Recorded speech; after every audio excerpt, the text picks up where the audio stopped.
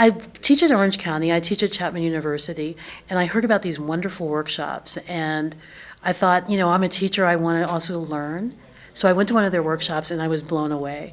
I had seen some of the work from the people in the ensemble, but to be there in that space and to see how inclusive it was, to see how warm the people were, I knew I wanted to be part of it. When we think about community theater and theater that responds to the needs of a particular place, we often think that it's somehow like less good than something that we might see at South Coast Repertory or something that we might see at like the Taper Forum. But what Breath of Fire proves is that you can have artistic excellence, you can have training, and you can really engage an audience deeply with where they are and reach beyond that audience and still be grounded in Santa Ana. I mean, I think that the example that it sets for the young people in the community, all you have to do is look at the careers it's launched and the contributions that the writers, directors, poets, you don't get that quality of people to come and to come back and teach and to come back and share their work unless there's something really vibrant and vital. Because we live in a bilingual, multilingual world. I mean, Americans have been very slow on learning other languages because we haven't had to. I mean, English, of course, is the international language for business in many ways.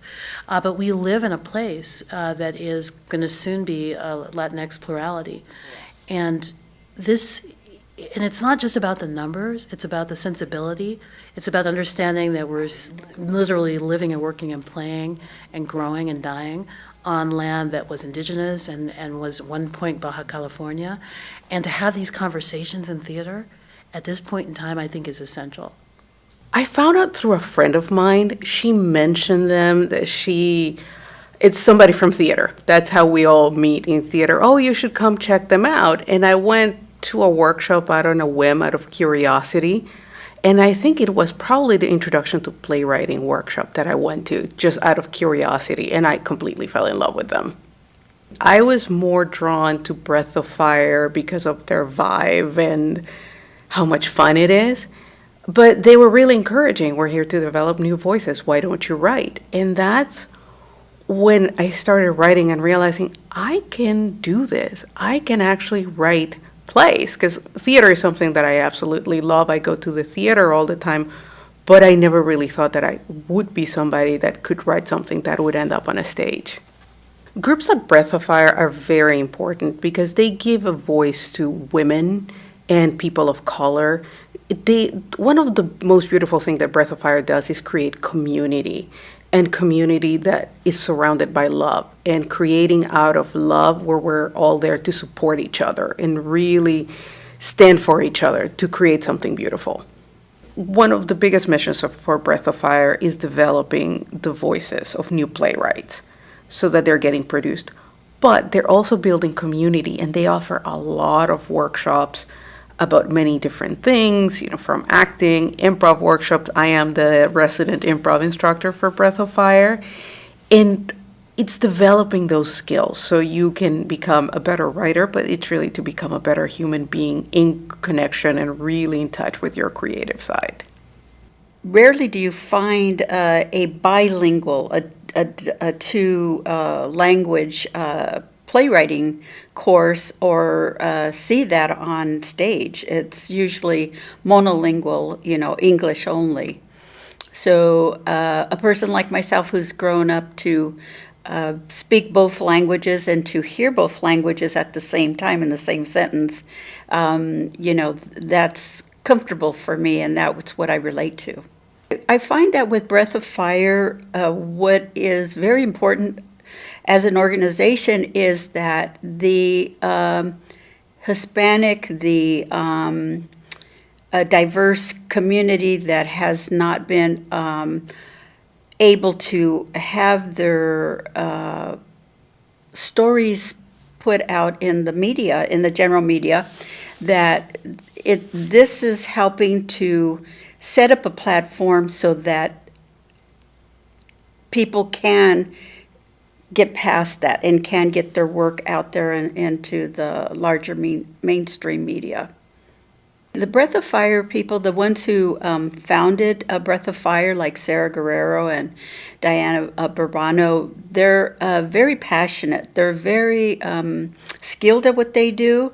They're very passionate about allowing and having a space for other individuals to write and find a voice. And so that is very inspiring for me, and they inspire others, and that's what makes them, I think,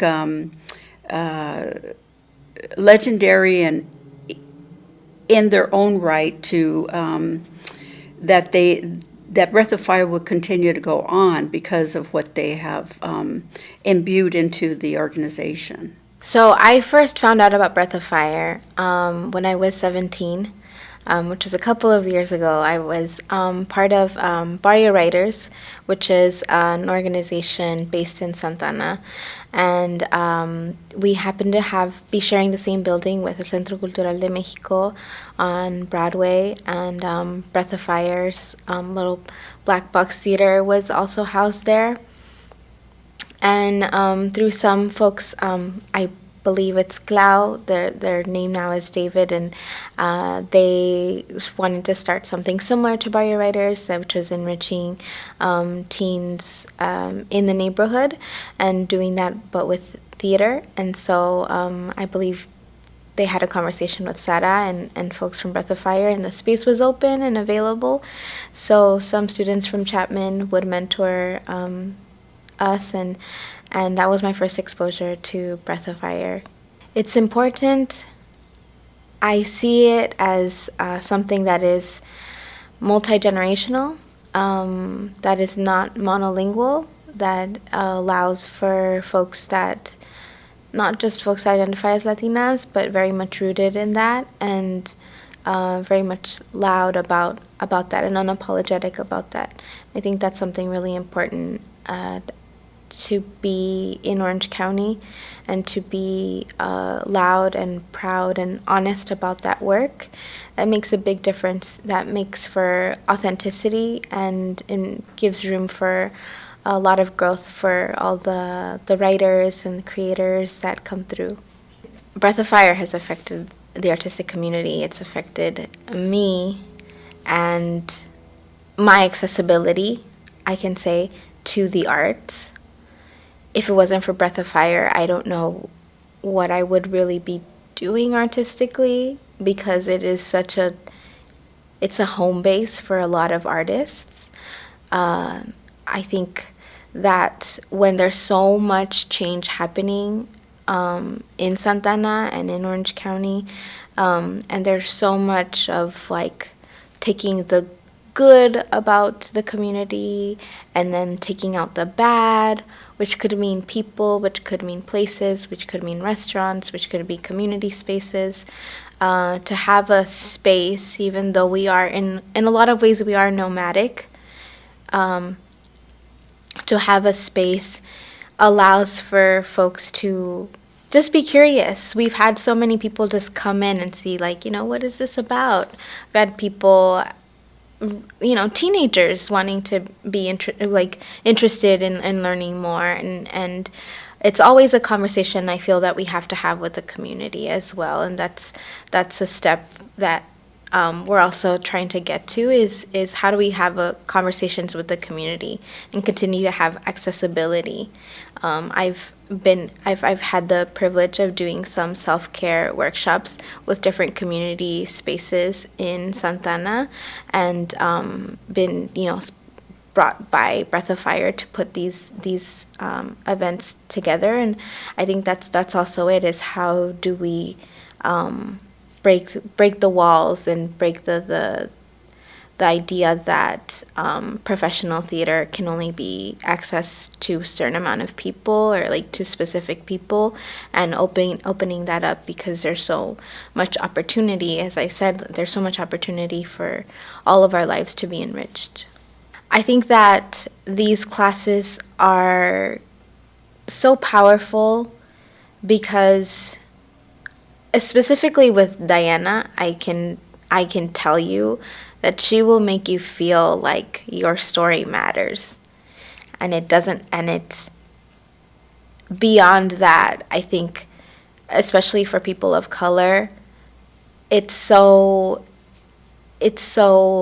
important that we are told that our stories matter, that our lives matter, that our ideas matter, that our imagination matters, and that we can live, that we've lived in the past, that we live now, and there's a possibility of us living in the future, and us writing that and writing these narratives down, you know, and I think there's so much power in that when we realize that we have that power,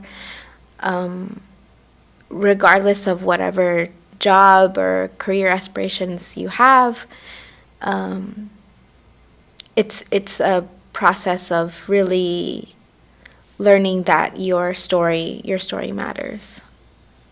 When I found out about Breath of Fire was a few years back from Sarah Guerrero, who is the artistic director and founder. We're colleagues at South Coast Repertory Theater, where we both teach. We're instructors in the conservatory. And she had mentioned the idea of me coming in and bringing some of my talent to teach stage combat, which is one of the skills that I have. And then I got involved in also helping the group do a teaching workshop as well. Later on, through the auspices of South Coast Repertory, we were both involved in the Alagos, which is a project to go into Santa Ana and connect with the community and tell their story. So I was a teaching artist there, and that is how we first met. It is important to have Breath of Fire in Santa Ana because it follows through with what the idea originally the Alagos was about, which was to introduce theater arts to a community that does not necessarily have a voice. They have many stories to tell. We all do. It's a universal thing. And it was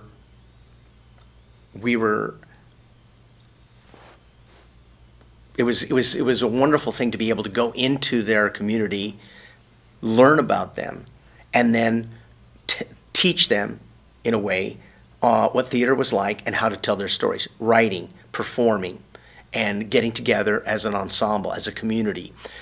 Breath of Fire continues to do that. Breath of Fire continues to provide an opportunity for this community to find and develop its creative voice, to continue to expand, including more and more of the community so that they feel empowered to tell their stories. Having theater presented bilingually, whether it's English and Spanish or Spanglish, as it were, is important because it resonates. It resonates with the audience that is watching it. For example, when I watch TV, I grew up with television and theater and the idea of,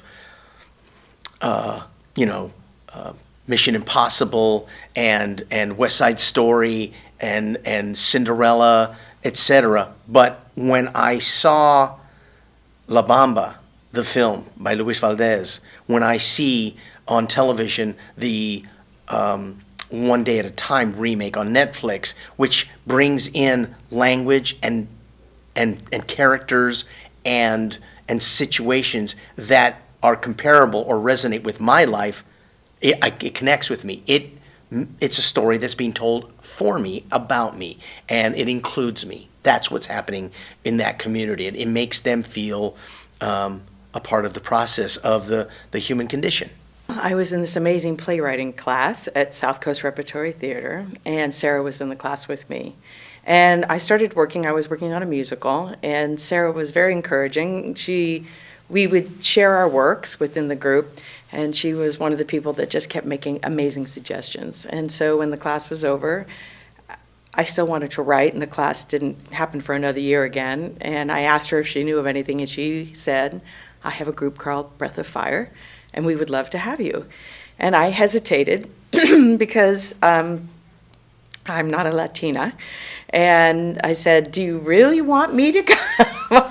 And she said yes. And so I've been with them ever since. They're an amazing group. I feel incredibly fortunate to be a part of the Breath of Fire group. It's really significant. First of all, when I go to the space to write there, I write. I don't even have a hesitation. But in addition, having that kind of feedback from people who love to write and love other people, I have to say that's been one of the most inspiring, nurturing, safe places I could ever have written. And you need a place like that.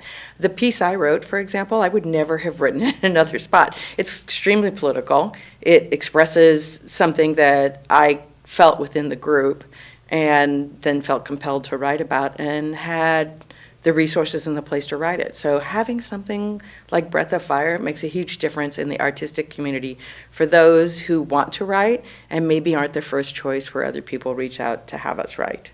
I've been working at South Coast Repertory for about 14 years now, and I knew Sarah. She was a teacher there. And we were involved with a piece called Diálogos with South Coast Repertory. And we devised a play that Jose Cruz Gonzalez wrote called The Long Road Today, El Largo Camino de Hoy.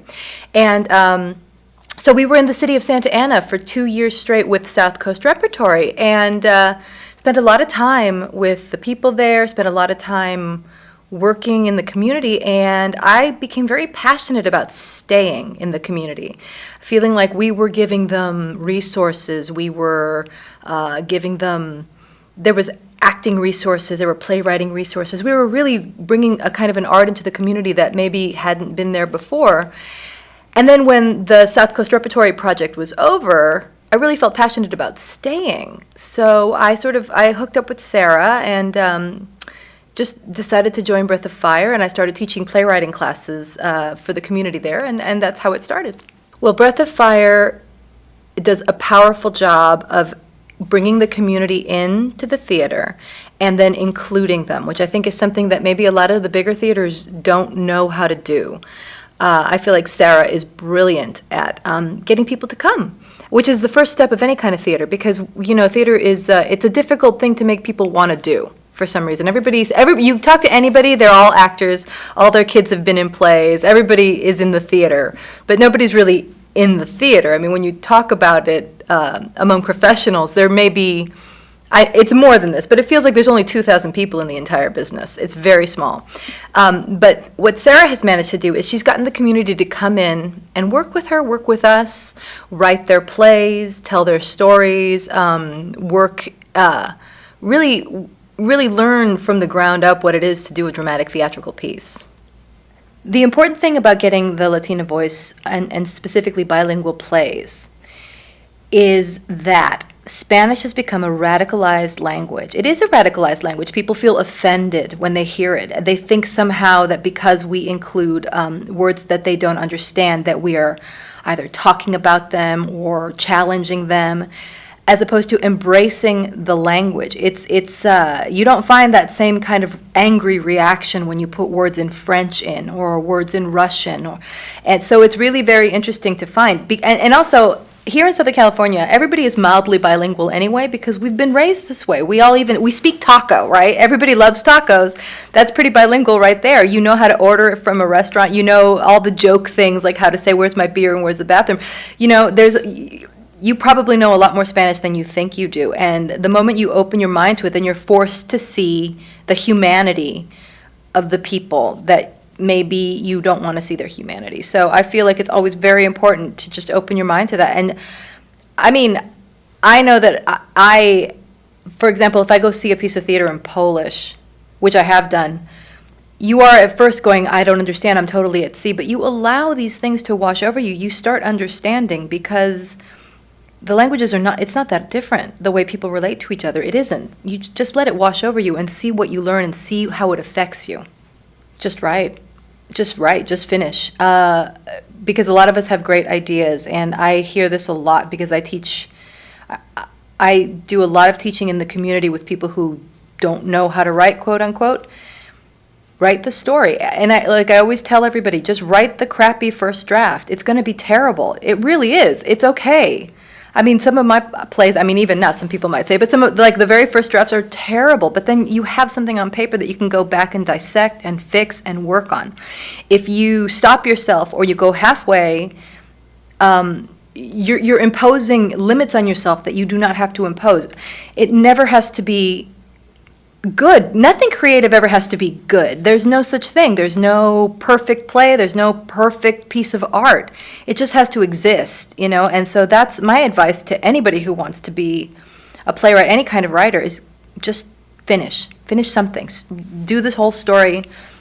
Make it happen. Put it on paper or however you do it. Do it on your computer and then go back and edit. But don't edit yourself while you're doing it. And don't let that little voice in your head that tells you you're bad and you're crap and you're no good. Don't just ignore it. Ignore it completely. Aspiring playwrights can join Breath of Fire by coming to take our classes. We always offer them free to the community. We're very lucky to be recipients of several grants that allows us to pay our teaching artists while making sure that it is always free and accessible to anybody who wants to come in and learn.